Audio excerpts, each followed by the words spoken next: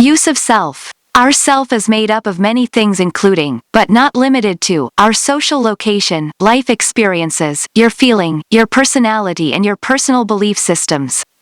Everyone will present differently based on these different aspects of themselves. This unique presentation is known as the use of self.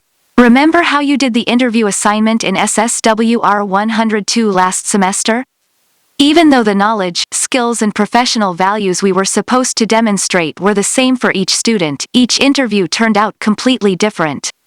Why was it different? How each of you presented as a worker was the combination of the required skills and knowledge, coupled with all the different parts that make yourself.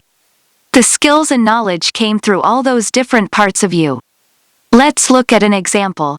If you are generally a humorous person, chances are some of that would have come across in the way you presented as a worker in the interview assignment.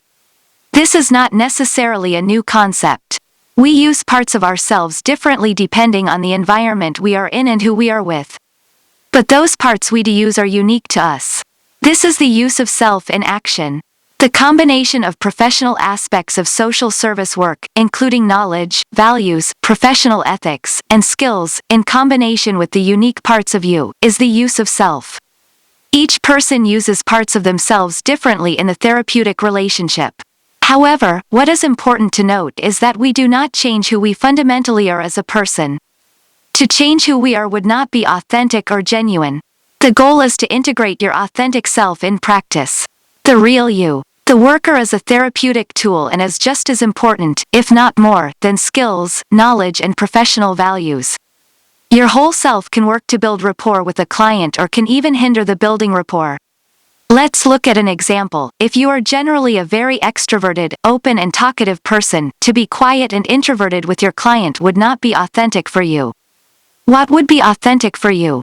Your authentic self in practice would still be open, talkative and extroverted. However, because the purpose and boundaries are different in a professional relationship, you would use this part of yourself in a different way. You would still be open and talkative, but you might not talk as much and you might not talk about yourself. However, that open and extroverted part would still be evident because that is the authentic you. Many of us have different parts of ourselves that we will use to build rapport, engagement and trust with our client. For example, if you are someone whose lived experience also includes having been part of an abusive relationship, you might self-disclose this to a client with the goal of building rapport, engagement and trust with your client. As stated earlier, there is another side to this as well. Sometimes there are parts of ourself that hinder our ability to build rapport with our clients. For example, imagine that same extroverted, talkative worker who won't stop talking and gives their client very little time and space to express themselves. It is important for us to understand the different parts of ourselves that support the building of rapport, engagement and trust. Moreover, it is equally important for us to understand the different parts of ourselves that hinder the building of rapport, engagement and trust. Use of self also consists of emotional, spiritual, practical and physical use of self. These four aspects are important in the therapeutic relationship. We speak about these aspects a little later in the module.